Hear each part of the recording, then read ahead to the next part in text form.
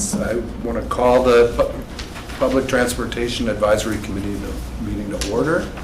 And we can do introductions, and then we'll do the audience introductions of Tom Riley, Pioneer Center. Nick Hammond, City Crystal Lake. Shayla Daigle, McHenry County Council of Governments. Doug Martin, City of McHenry. Anna Valenzuela Ruiz, McHenry County DOT. Yeah, Drew Duff, McHenry County DOT. Sarah Schrumpf, Senior Care Volunteer Network. Gary Bartlett, McHenry Township. Thank you. Ed Gallagher, Pace Suburban Bus. Gary Scott, Pace Suburban Bus. Nate Seaskin, Pace Suburban Bus. Kate Peterson, RTA Regional Transportation Authority. Okay. Are we good to go through? Or? Sorry.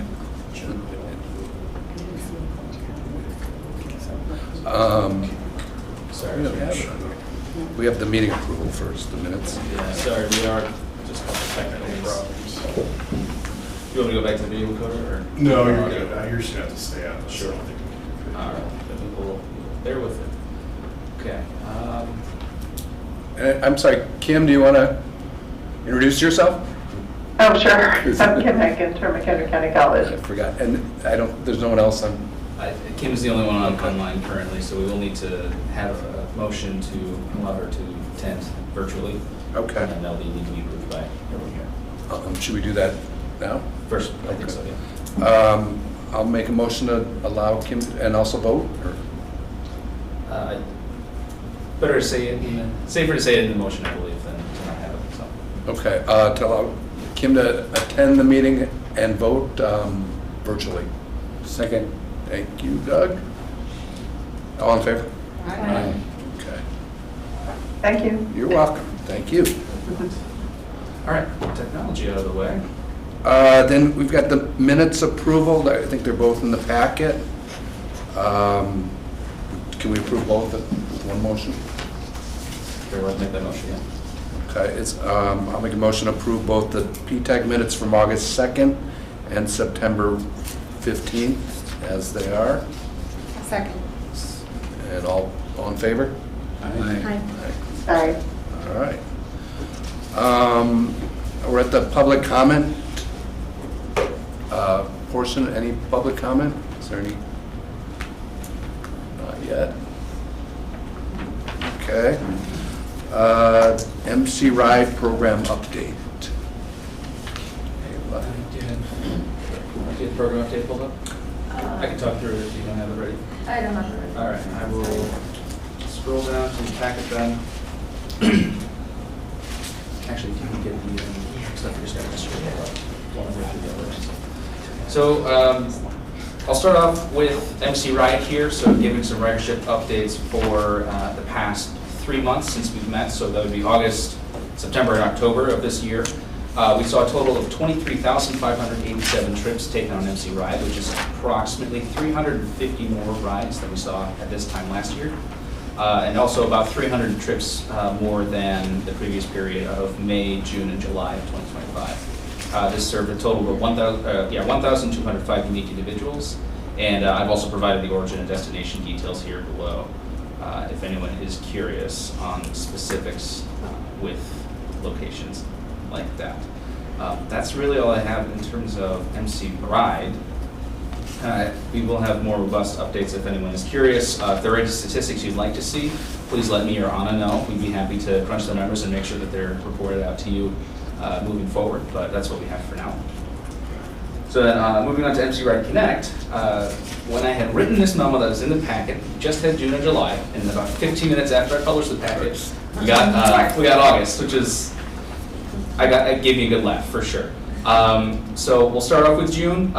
Saw 35 fewer trips than May, but we're still shooting in that 2,600 range in terms of total trips given over the course of that entire month.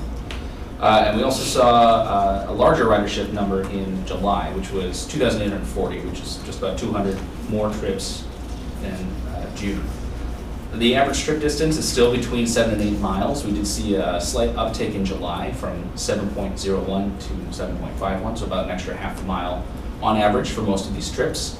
And our subsidy that gets paid out is below $13. You can see the specifics in the tables there on the screen. Really interesting thing to point out as well is that we had our first rides through USERV, through USERV in July.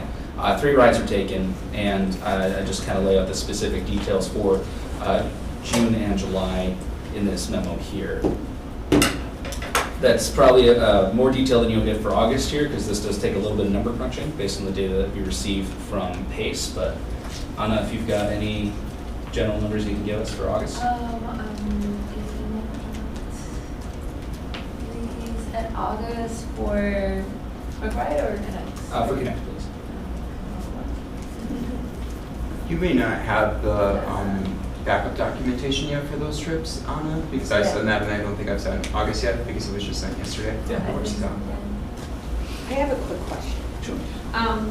So since they're all one-way trips, really, Mhm. is there any way to figure out, probably not, but how many people are using it twice? We could Do go you know, like through- round trip versus? Yeah, I think there's a way for us to do that. We do have more specific data than what we present here. A lot of it gets a little personal, so I Yeah. tend not to share that out in the world. I don't think anyone wants that kind of scrutiny on them. But we could definitely try and find folks Just that are curious if going to they're and more from of certain a, like, I locations. need to go once and they get maybe another ride some other time, Mhm. or like, is it destination somewhere and then back to the same? I'd just be curious about that. Yeah, we can absolutely look into that. I can provide that probably as a percentage of total trips or an absolute number, but just to get a sense of that kind of ridership there. Are you just looking for the trip itself going there and back, or? Yeah, I'm interested in curious the how number many of people riders? are, what, this is my brain, so like, Sure. is it like a routine thing? Like, is it to work and back home, on a regular basis? Is it, I'm gonna go to the store and someone else is gonna pick me up, Mhm. I'm just curious, how, maybe they only need the one ride in the morning and then in the afternoon, we experience that sometimes. So I'm just kind of curious of the trend of, are people doing more one-ways somewhere, or are more people doing both legs? You could also use one, the one way, the MC ride, the one way, the Connect the other way, depending on the timing. Right. That's Right. possible, yeah. I believe Anna was doing some analysis the past few weeks, looking at how much overlap we have in terms of riders between the two programs. So I'm not certain what that kind of overlap looked like, but yeah, definitely possible. But yeah, we'd be happy to provide that information for you next time. And then also once next PTAC rolls around, we'll try and just keep the continuity of 3 months. So we'll do August, September, October, and then just keep rolling forward that way. So this will be the only time, hopefully, that you see only 2 months in the report here. So, any other questions on this or on MC Ride? Could you refresh me on user? Yeah, so actually, I'll refer it over to Ed. He's got a better sense of what user is and does. Yeah, USERV is the Accessible Transit Network company, so they're an alternative provider under our RAP program as well as under the MC Ride Connect program. So users, your riders, have the opportunity to choose which company to go into when it comes to getting that subsidy. So USERV would have an accessible vehicle that could help someone potentially in a wheelchair or with mobility concerns that they felt may not be met by some of the other agencies. So it's an individual choice. They opt into it. And we also use them as a contractor for our ADA paratransit services as well in the suburbs. So we're familiar with them as well. I'm glad to be seeing some use out of that side of the program, because we've had, and Anna could probably tell you more about it, she's talked with more folks, but I've had conversations with folks who are looking to sign up for this program, who are looking for that additional level of support for themselves or for whomever they're calling on the behalf of. So it's great to see that that's actually an option out here. It's the first time we've seen it, so it's great. And I have the numbers pulled up. I looked up afterwards. Currently, there are 26 overlaps between. There are 26 riders who have used both McRide and Connect in the past year. So 26 as of whenever I met this a few weeks ago. I do have, it's backing up a little bit. In terms of unduplicated riders for MC Ride, is that more than, has that gone up? That, I don't believe. 1205? Yeah. I'm sorry, looking at the MC Ride, that is not a number that I had pulled for comparison, but I can Okay. absolutely follow up with you and make sure that that's included in the future. Unduplicated riders, if it's gone up or changed the total. I have seen some also that there's 34 people switched to Connect, that they used to ride from McRide and are now just using Connect in the past year.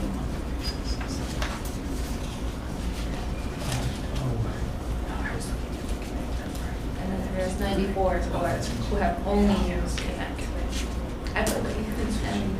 I'm telling you, there's so many ways you can slice this stuff. Yeah. It's crazy. It's sometimes it's easy to get lost for sure. Baseball statistics. It really is, yeah. One of these days that'll get me too, I'm sure. I have a quick question regarding the data you just shared. So you Yeah. stated that there were 34 individuals who have shifted from MC Ride to MC Ride Connect. Is that they took they previously had taken a trip, say in 2023, but didn't take one in 24? Because then you had stated that there was an overlap for the 25 data, that they had 26 riders who were Starting shifted. from when Connect came out, actually. Gotcha. So that's where it's from. Gotcha. So Okay. So from launch, you saw 34 Yes. riders who had been taking MC Ride shift to Connect. Mhm. Okay, cool, thank you. Yes. Great. And then the additional 26 are using both, right? Yeah, it's just based on if they did one ride on Connect or one They're- ride they're on doing multiple, McRide. more than one, Yeah, they're using both. yeah, option. They're using both options. At least one ride on Right, both right. options. Mhm. Yeah. We're back to Connect update, and then the RTA update. I'm sorry. And would you like me to do hold still on the legislative update? Yeah, we've got a section for that later on, so if you have anything that isn't pertaining to that. Perfect, then yep, I'll focus on that.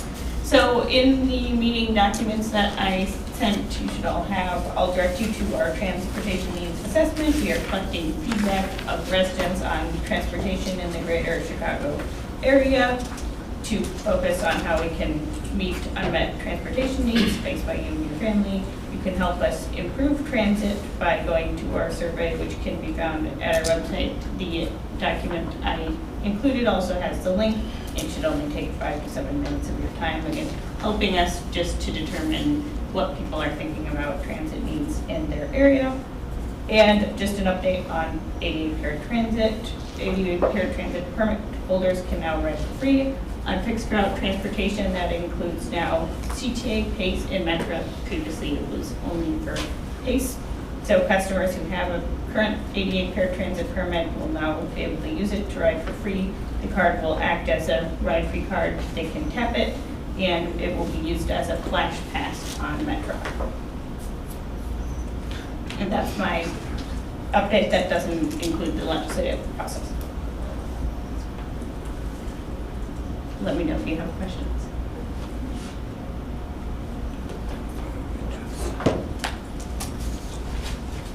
Thank you. Sending the survey out. The Pace Bus update. Awesome, thank you. Ed Gallagher, Pace for Bus Community Relations. I want to share, I did submit a written report, so I'll read a little bit of it, and then I have an update for a couple. So ridership in July, Pace's entire system carried more than 2 million riders, which represents an increase of 5.4% over 2024 levels. August, we saw 2.1 million riders, which was a 4.8 increase over 2024.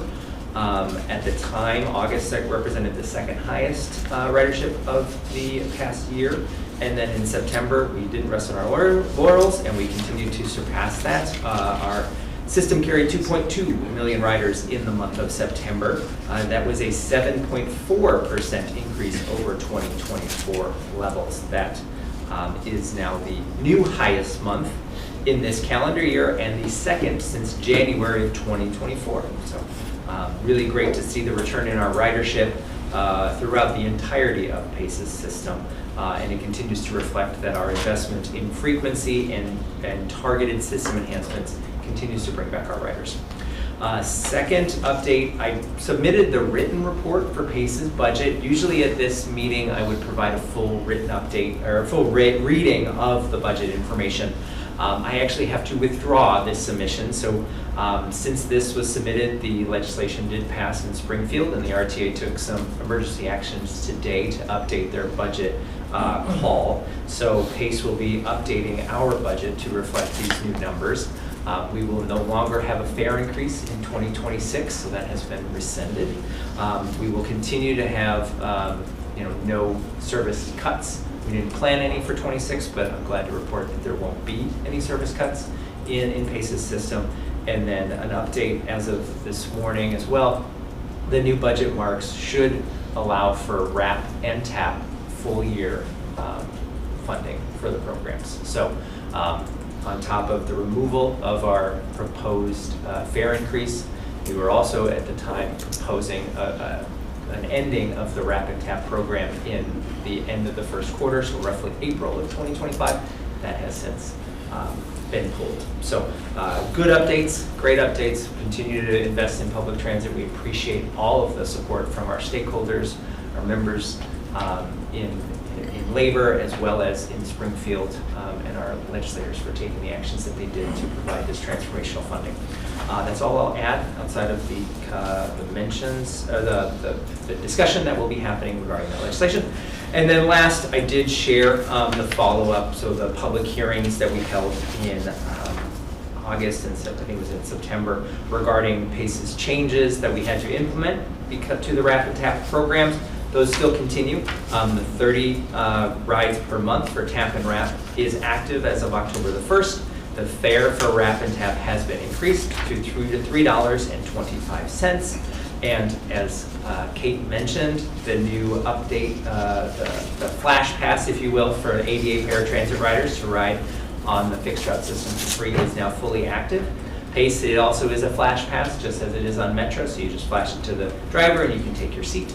But those have all been implemented as of October the 1st, 2025. And then I'll hand it off to Gary. Sure, thanks Ed. Yeah, it's an exciting time and we're also grateful. I wanted to just routinely just report performance on MC Ride and in McHenry County has been above contractual levels, so above 95%, including on-time performance to appointments or appointment time, OTP. Complaints have been at a minimum. I report in our sponsor correspondence each week or so the amount of complaints that occur, and it has stayed rather small. But if you have any questions, you hear of a rider complaint, please call into our customer relations number at 800-606-1282, option 2, or email passenger.services@pacebus.com. And it's the best way to take down a complaint over a recorded line, and our quality assurance team and other departments look to get to the root cause of what those issues are to prevent them from happening, and also doing the communication with the rider. So also you can reach out to me if you need to. My name is Gary Scott. I think I know everyone. My email is gary.scott, SCOTT, @pacebus.com, and my phone number is 312-341-8067. Our contractors and PACE is still hiring, and links on that can be found in the sponsor correspondence that I send to the county in the sponsor correspondence. Lastly, I want to introduce my colleague Nate Seeskin, who by the time the next PTAC meeting happens will be taking over for me in this role. He is a senior mobility manager, and I will let him introduce himself. Hi everyone, I'm excited to be here at my first PTAC meeting. I will be working most directly with McHenry County and Lake County for ADA services. So if you want to reach out to me, my phone is nate.seaskin@pacebus.com. And before I was here at PACE, I worked at the Federal Transit Administration and at an area nonprofit called the Shared Use Mobility Center. So I'm excited to bring HCA the operational side of public transit. And Gary, can we ask, where are you going? I'm actually taking over different contracts. So I'll still be managing the NMMCC, which does the reservations and ETA for Lake McHenry and North Cook. And I'll be taking over the larger call center, the RMMCC, the Regional Management Mobility Call Center, which does Chicago reservations and the other suburbs. So I'll still be around, and you can always get in touch with me. So We have your phone and emails. Exactly. I used to say in the past you could call me anytime, any day, and that still holds true. So, but I'm excited for Nate to get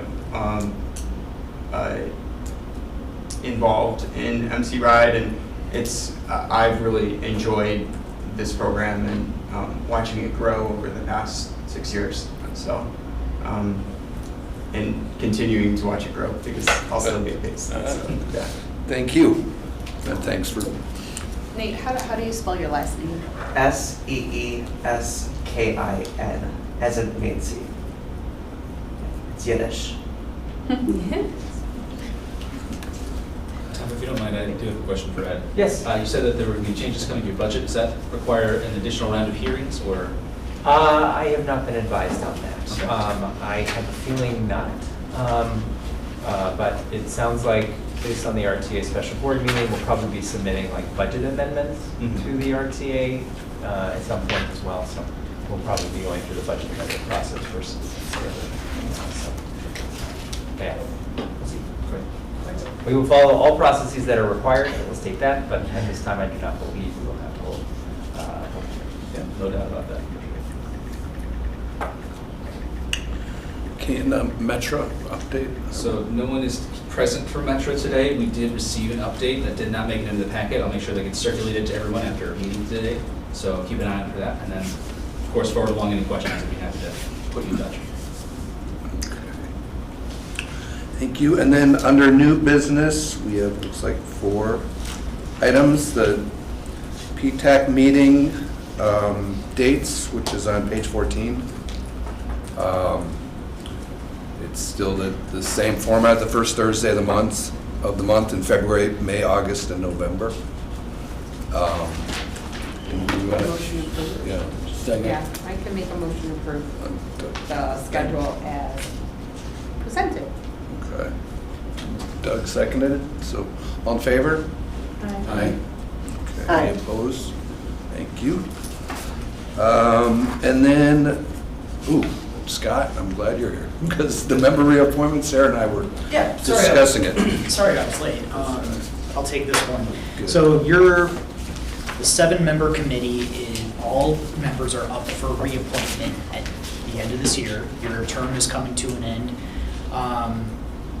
Just as a reminder, the 7 that we have as appointees to this committee are obviously Chair Tom Riley, Sarah Schrempf, Joshua Aline, Doug Martin, Kim Hankins, Shaylin Daigle, and Virginia Peschke. Those are the 7, and obviously, Nick, thank you for kind of taking over as Josh has come and gone, but those, basically, what we need as the county, and what Chairman Bueller needs is just basically a thumbs up, thumbs down, who is interested in continuing for another 2-year term, who is maybe got other commitments and wants to take a step back from the committee, because anyone that says they don't want to participate next year going forward, we'll find a replacement between now and January to fill those spots. So I guess let us know. You can discuss that issue today, but we do need it, and we're going to reach out to those that aren't here today, whether they're interested in continuing as well. But if the 5 of you have any thoughts, we'd love to hear them. Yeah, she is. Would it be appropriate to include someone from the townships? Yeah, so Mr. Barlow, right behind me, has expressed interest in joining the committee. So, not getting ahead of myself here, but if there was somebody that wanted to step away, I was thinking about adding a township representative to this committee. It was a really good idea, so yes.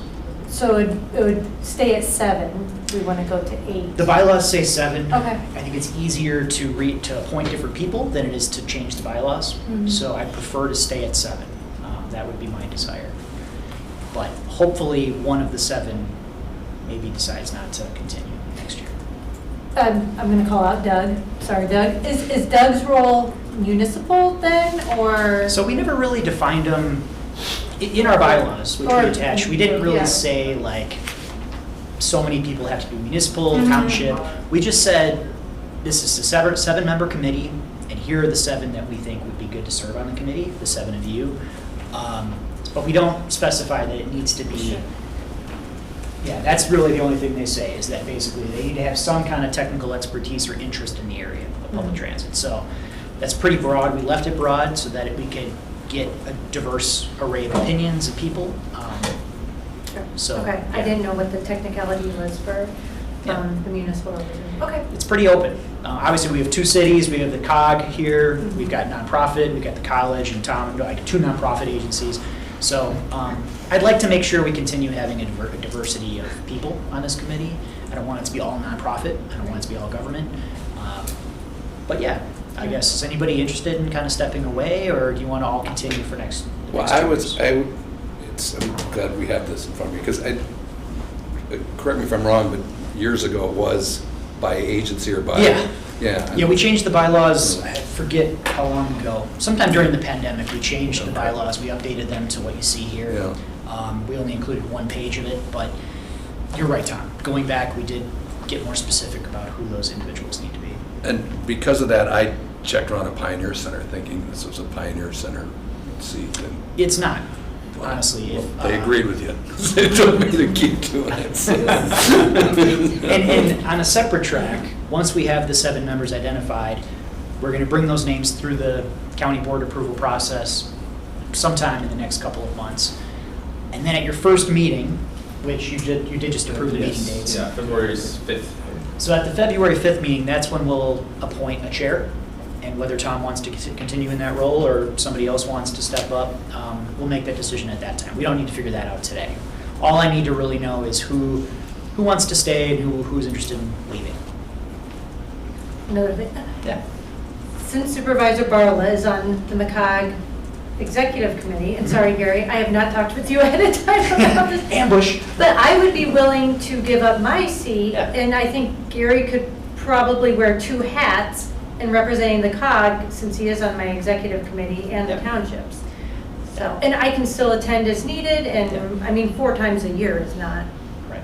anything terrible, so I could attend as the public too. Well, thanks for throwing that out there, Shaylin. We'll, obviously, if Gary is interested in serving for a 2-year term, we would love to have him. And if there's an opening, he'll be the first one I call. Okay. So we'll talk maybe That's offline fine. about making That's sure perfect. that you're both comfortable with that. And then obviously, we'll reach out to Virginia and to Kim.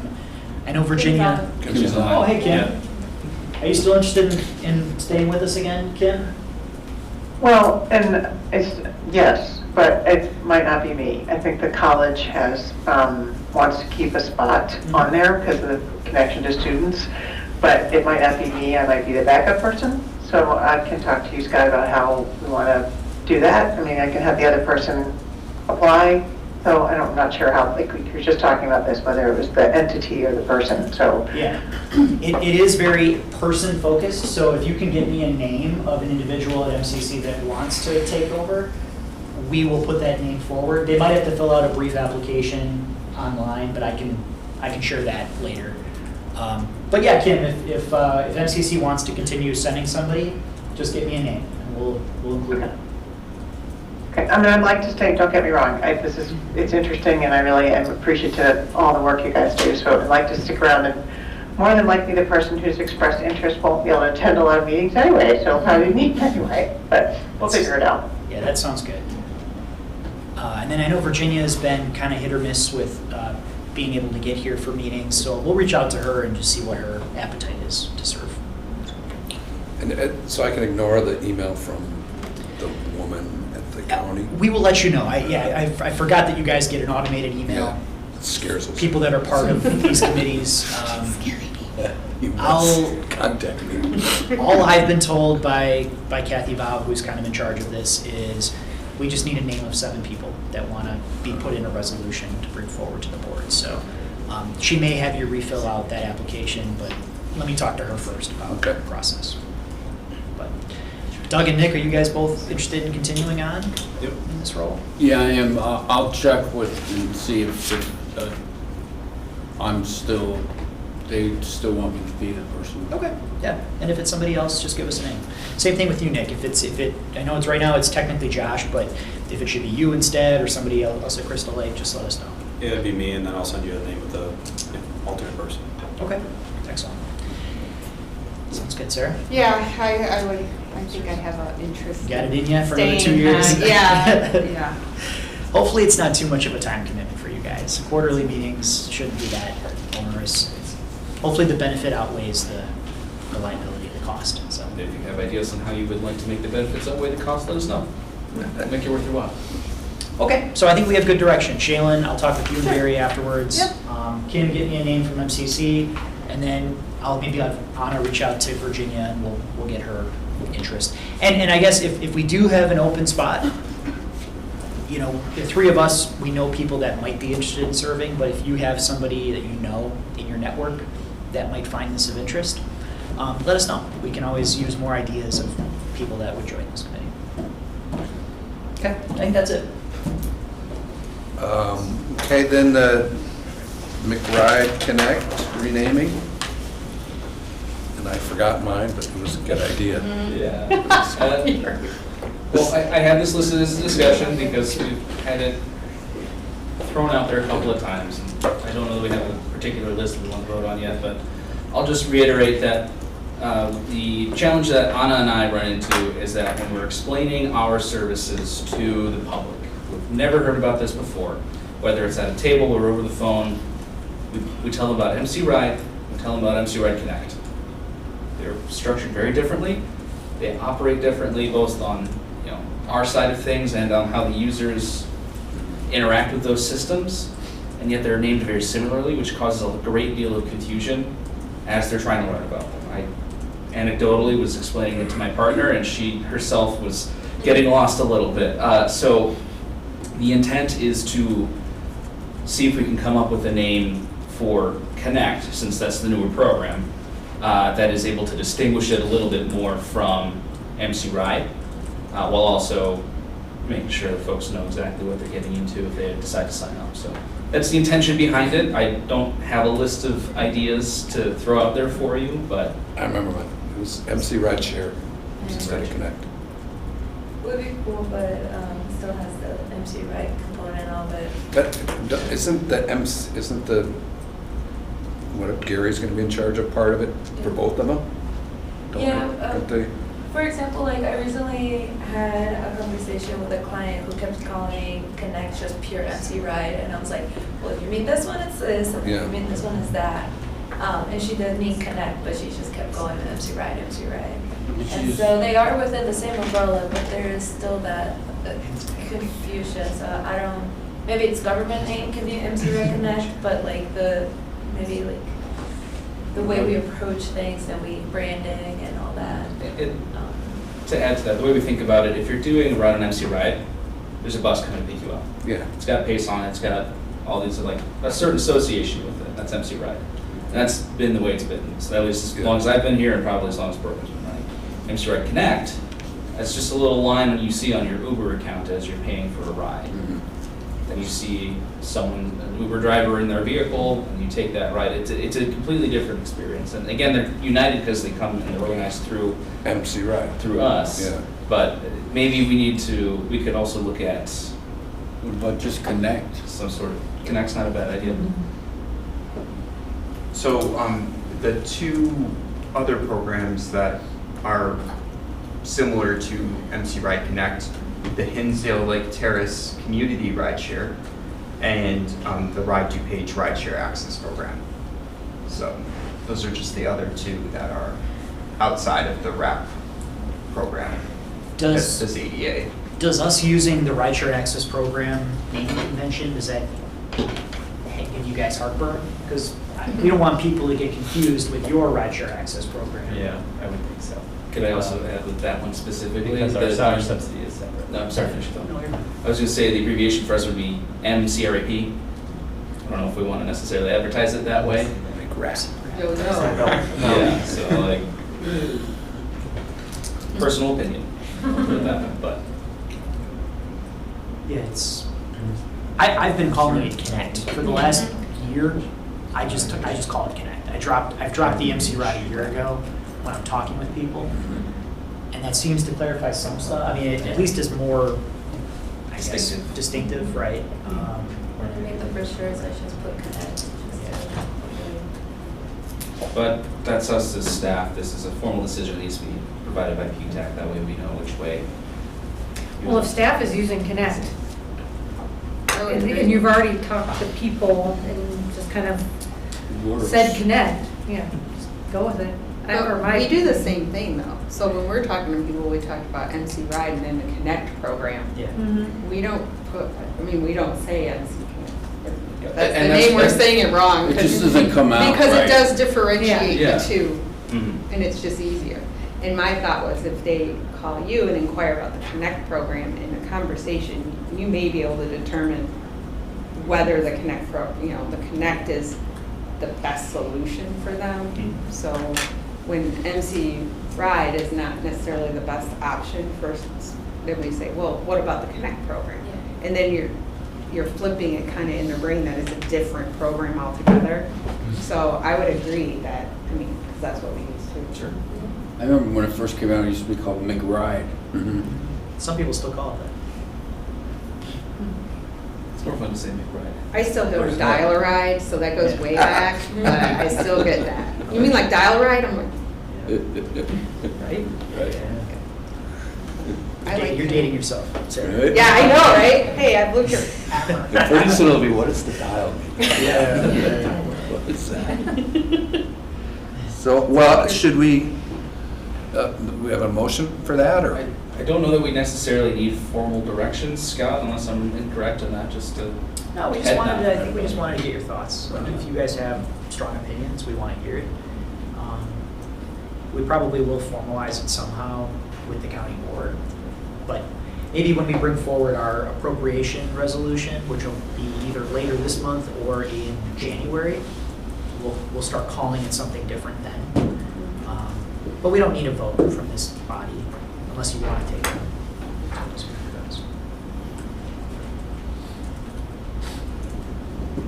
So is Connect sort of the gist? You guys think that's the best way to go?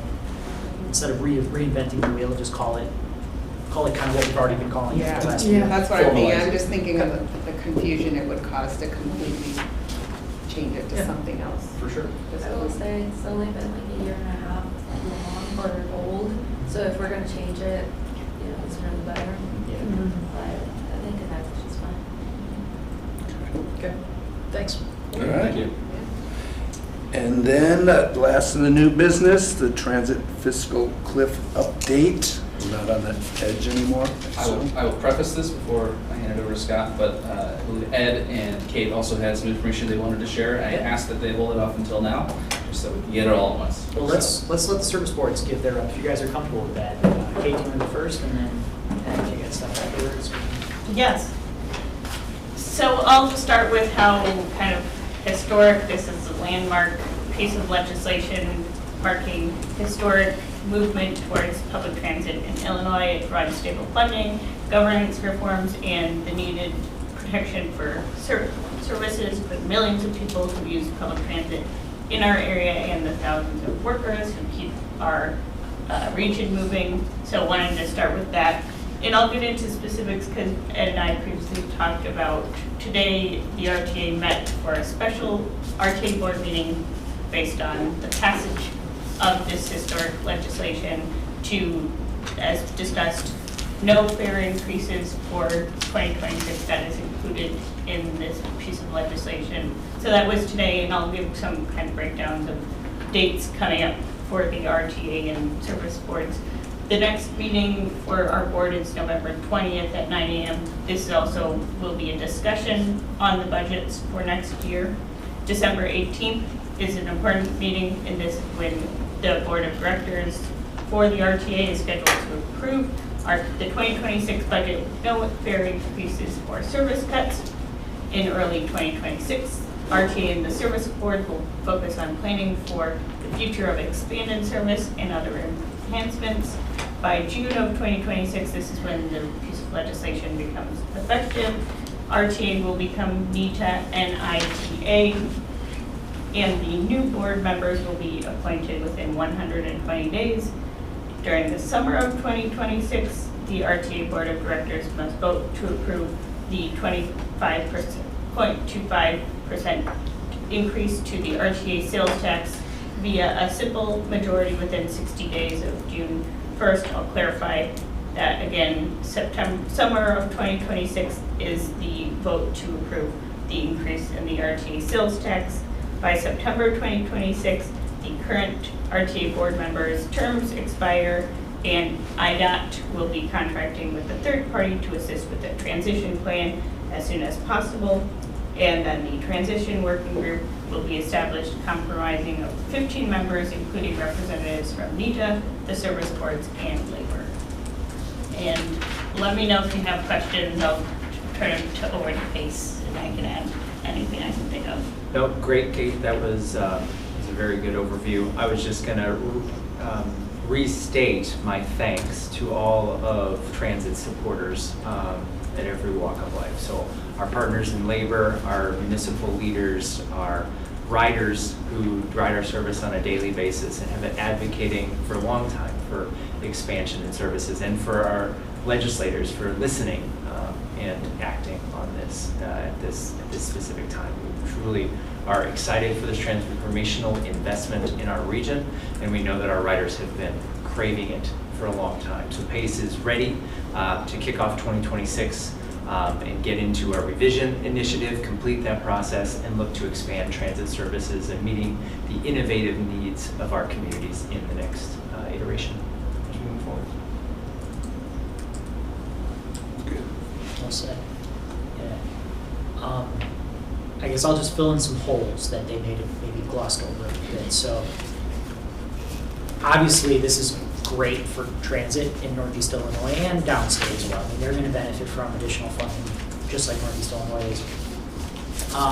But like everything, the details matter, right? And so this new sort of oversight agency called NITA, you guys might be aware that it's going to grow in size compared to the current RTA. The current RTA is 16 members. This is going to grow to 20. So the governor is going to have 5 appointees to this new board, this new NITA board.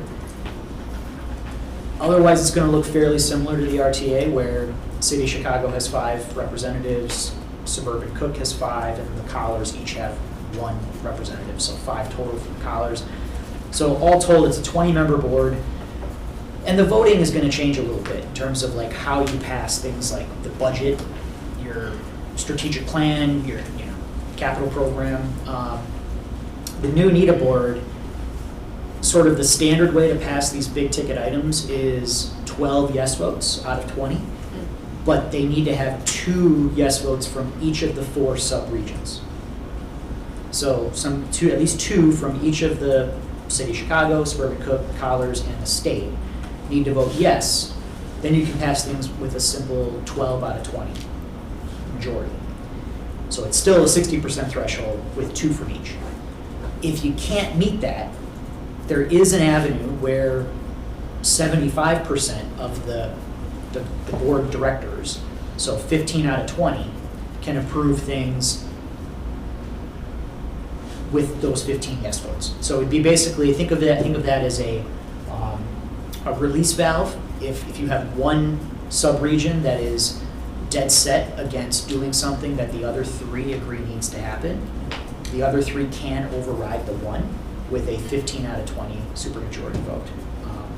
So that is new. I mean, the current RTA board doesn't have anything like that in place, which has both good and bad to that, right? It encourages compromise, but there's certain things that are off limits because you know you're not going to get certain sub-regions to support it. So this allows for, you know, I guess three out of the four to overrule the fourth, which is, you know, that's just how it ended up in the final legislation.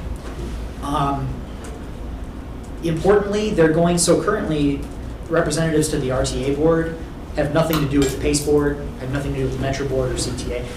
This NETA restructuring, actually, a lot of the people that are serving on the NETA board are also going to serve on these other service boards themselves, whether it's PACE, Metro, or CTA. They're going to have 2 seats. They're going to sit on the oversight board as well as one of the service boards. So all told, I forget how many, but there's going to be a certain reduction of overall governmental appointees to these boards because they're going to be serving on multiple boards, a lot of them will be. So what that means for us is that I think we're going to go from having 3 representatives on these boards, RTA, Metro, and PACE, down to 2. We're going to have somebody that sits, I think, on the PACE board, and then we're going to have somebody else that sits on the NETA and the Metro board. So it's going to be sort of a reduction in the overall number of McHenry County appointees to these boards. My colleagues talked about some of the other things, but I don't know if you mentioned it, the fare box recovery ratio, that's a huge change. So currently the RTA is required to have a 50% fare box recovery system-wide, which they have not met in many, many years. This legislation reduces that to 25%, so it cuts it in half. So now the fare box revenue from riders and other things, it only needs to cover 25% of the operating budget, the operating cost, which honestly is more in line with what other transit agencies around the country are seeing today. So that's a huge benefit for us because, as you can imagine, service in McHenry County, whether it's Metro or PACE, they don't get anywhere near 50% fare box recovery, right? The further out from the CBD you get, the lower the fare box recovery ratio gets. That's just math, right? We don't have the density of ridership to get that 50% fare box recovery. So in practice, that 50% fare box recovery ratio has, maybe not publicly, but I would say privately, it's prevented Metro and PACE from looking at expanding services out here because they know that's going to hurt their recovery ratio if they add a bus route to McHenry County or if Metro adds more service to the city of McHenry. That's only going to damage their fare box recovery. This change takes that disincentive away, by and large. It says, we're going to add service throughout the region, no matter what the fare box recovery ratio is, as long as they meet the 25%, which shouldn't be that difficult to achieve. I think they're hitting that today, even after coming out of the pandemic. So overall, that is a underreported but a huge issue for us in terms of like getting additional service in McHenry County is that fare box recovery reduction. I'm not going to get into this, but they're going to, it establishes a law enforcement task force led by the Cook County Sheriff's Office to sort of coordinate safety and basically create what could be a law enforcement agency on transit generally. We know Metro has its own police force today, but CTA, PACE, somehow we're going to see additional safety resources being put in place because of this legislation, region-wide. It gets rid of off-street parking requirements near transit hubs. So, for example, in the city of McHenry or Crystal Lake, I think it's within an eighth of a mile, a quarter mile, some distance from the train station. The cities are no longer, starting on June 1st, they're no longer allowed to require developers to build a certain amount of off-street parking. If they're within that, I think it's a half-mile radius of the train station. So what that'll mean, right now, if a developer wants to come in to put townhomes right by the train station, a lot of the cities, they require, Doug, you would know better than I do, but a certain amount of parking spots per dwelling units, and they might they might not, the developer might not want to build that parking, but they're required to today because the city requires them to add that parking. This would prevent the city from requiring the developer to add parking. Developer really can build as much parking as he or she feels is warranted right next to a transit hub, okay? That is a huge deal too. The city of Chicago already did something like that earlier this year, eliminating a lot of their off-street parking requirements, but this now extends that region-wide within that half-mile radius of train stations. It also talks about along pace bus routes, but that only applies if it's like 15-minute headways, which right now, the best headways we have are our 60-minute headways along Randall. So none of that will matter as far as the pace services that are provided. The cities can do whatever they want along pace routes. It's just near these metro stations that you're going to see big parking changes coming down. We didn't talk funding, but I'll briefly mention how all of this is getting funded. So the big one is the state is taking the sales tax on motor fuel purchases statewide. We all pay sales tax on, we pay a gas tax when we buy a gallon of fuel, but we also pay sales tax on that purchase of a gallon of fuel too. And right now, that money is it's rolled into the IDOT road fund and it's spent on IDOT projects statewide. This legislation says the sales tax you pay on motor fuel purchase is going to be devoted to transit going forward and transit operating. That's over $800 million a year that's going to generate, $860 million per year for 85% of it going to Northeast Illinois, 15% going downstate to support transit downstate. Is that going to impact IDOT projects or local projects? It could. I mean, it's impossible. I can't say it won't impact it. I mean, when you take away $860 million from IDOT, there will be impacts. But I will say, IDOT is sitting on a $3+ billion fund balance right now in their road fund. So it won't impact anything today. Okay. You might see, on the margins, you might see IDOT doing less work in 5-10 years when they've started to spend down that big balance that they have. They're not going to have as much resources to now devote to road projects statewide, but that's not now. And even when it does happen, it's going to be minimal. I mean, IDOT generates a lot more revenue than the sales tax on motor fuel. Yeah. I mean, that's a small piece of their pie. The other big piece, as was mentioned by the RTA, was it allows the RTA board to approve an increase to the sales tax, the RTA sales tax. So, as a reminder, in the region, Cook County has a 1% sales tax, RTA sales tax rate. The collar counties have a 0.75% rate.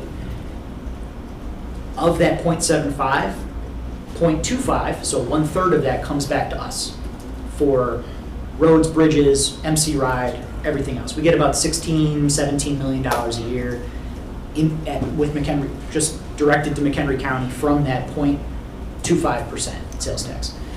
That'll all continue. We're going to continue getting that money here at McHenry County. The 0.25% increase region-wide is going to go directly to this new NETA board, and they're going to allocate it to transit operations. So that's about $450 million a year that'll generate for operating expenses. Is that going to happen right away? That's in June. Well, I shouldn't say that. So I didn't realize the timing, but yeah, there's a couple steps along the way. The RTA board needs to first approve it, because all this state legislation did was say the RTA board can approve a sales tax increase. Doesn't mean they will. I'm assuming they will. I don't know what other options they have, but and then the effective date, I'd have to defer to the RTA on when the actual money will start flowing. I don't know that issue. And then the final piece of this three-legged funding stool is, I mentioned the big fund balance that IDOT is carrying every year. It's over $3 billion right now statewide. They're earning a ton of interest on that money, as you can imagine. So from henceforth, all the interest on the state road fund is going to be given to transit for capital expenses. Think new rolling stock, think, not the day-to-day operations, but capital type stuff. And of that, 90% of it's going to come to Northeast Illinois. 10% is going to go downstate. So that's a huge increase on the capital side, funded by IDOT as well. And that too will eventually have an impact on highway side of things, but not in the near term. And when it does, it's going to be minimal as well. So like 200 billion, a million? That's 200 million per year today. Now, as you can imagine, as interest rates continue to come down, and as IDOT spends down that fund balance over time, that 200 million is not going to stay at 200 million. It's going to come down eventually, and even in 5 years, it could be 100 million or less. But right now, it's $200 million per year, and that's a great thing to help Metra transition to regional rail, Pace to buy more buses for the revision plan, and things like that. Then the thing that hasn't been getting as much airtime was, in order to get enough votes for this legislation, they had to convince the tollway, or they had to convince labor that has been asking for a toll increase to fund a tollway capital plan. They had to basically roll a toll increase into this legislation, not for transit, but just to fund more tollway capital projects. That's also part of this legislation, but none of it goes to transit. So there's going to be a 45-cent toll increase, I think it was, for passenger vehicles, and then a 30% increase to tolls for commercial vehicles, which sounds like a lot, but the kicker is it's going to be adjusted to inflation every year. So the tollway hasn't increased tolls, I think, in 13 years. So we're all paying a lot less in tolls than we did a decade ago as a percentage of our income. But this will, just like they did in 2019 with the MFT increase, they pegged that to inflation back in 2019.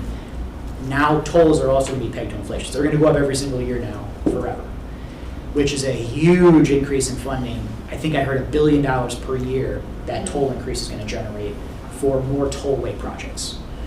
Now that was a political bargain they made because labor wasn't going to support this unless they got something, and this was their incentive to vote, to throw the support against, for this bill. So, all told, that's kind of how they scrounged together the funding.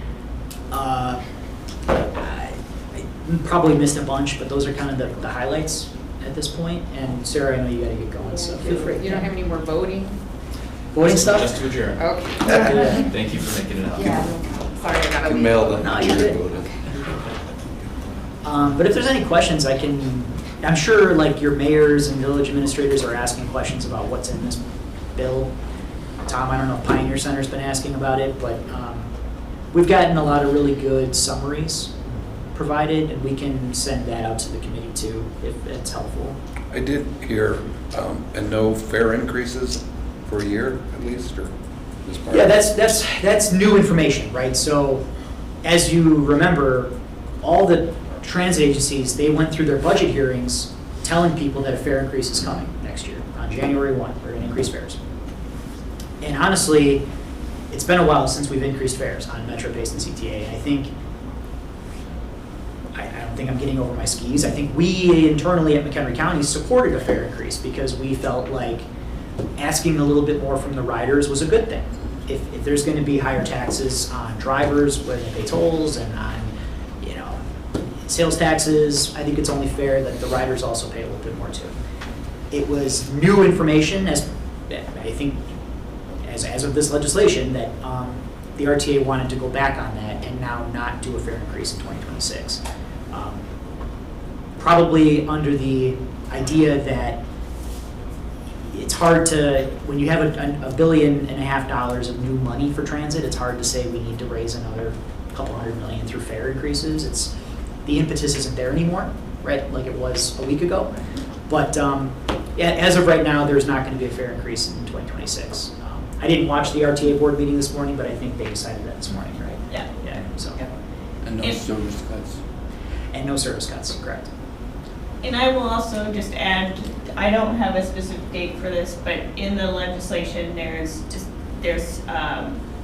push for a universal fare system, so kind of related to the not doing cuts, just because we need a year to transition. There's also, on top of that, will be discussions on the universal fare system amongst all three service boards. So I assume that's also related to not having service boards increase their fares for 2026, just to keep it flat and see once we start the discussions on the universal or a structure and system that you discuss what the fare should be set at. One more thing that hasn't been getting a lot of airtime that I'll bring to this group, and I'll admit, I don't have all the information yet. No one does. We'll have to see how the implementation goes. But within this legislation, there was a few pages talking about a working group or a group that would get together to discuss further coordination of these dial-a-ride programs around the region. MC Ride, Ride Lake County, Ride and Cane, Ride and Pay, all those. The idea was, how do we get more of a, call it a centralized regional paratransit or dial-a-ride type systems? How do we bring all these very different systems together and collaborate more? And in there, they also talked about the idea that there was going to be a pot of money from NEDA to potentially support programs like MC Ride. And I think it said that agencies like MC Ride could make applications to NEDA to ask for operating assistance up to 80% of MC Ride's cost, operating cost. Now that might not mean a lot to you guys, but right now, PACE gives us 50% of the operating cost to help fund the program. The county funds the other 50%. So if now, going forward, we have the opportunity to get 80% or more of this program funded, those are huge dollar amounts in savings for the county, because we're spending $1.5 to $2 million per year on our share, actually more than that. We're spending millions of dollars per year on our share for this program. So that could be actually one of the beneficial things that we might see directly as a government agency coming from this legislation. But we'll wait and see kind of how the implementation goes on that. Did I miss anything? Anything that raised with you guys? So I know Scott threw a lot of it, what I'll say is that we do have some breakdowns and one-pagers that we'll make sure get circulated as well. So if you just need time to mull it over and read it yourself, we'll make sure you got something to do that with. Thank you. Yeah. It's exciting though. We're super happy for the transit agencies, and we look forward to more service. I'm going to look directly at PACE when I say that. Look forward to substantially more service in the future, hopefully soon. Maybe as early as late 26, 27, we might be able to see additional service being put on the street, so to speak, both on the dial-a-ride system and more importantly on the fixed route system. We've got a lot of fixed routes, 806, 807, and 808, that they're skeleton routes. They run a couple times a day. They stop running for 5 hours in the middle of the day. I'd love to see that be the first thing fixed, is to make those true fixed routes that run from 6 a.m. to 8 p.m. Hour headways, or even better, half-hour headways, all over your cities. And if we can at least get that right away, and then work towards additional new fixed routes serving areas of the county that have no bus service today, I'll take that as a huge win. So I'm hoping this group can help push PACE to hold their feet to the fire, so to speak, on those kind of things. And that's all in revision, right? PACE has been looking at this already. Now they have the resources to actually implement it. So that's all I got, Tom. All right. Sorry for going on. Thank you. Yeah.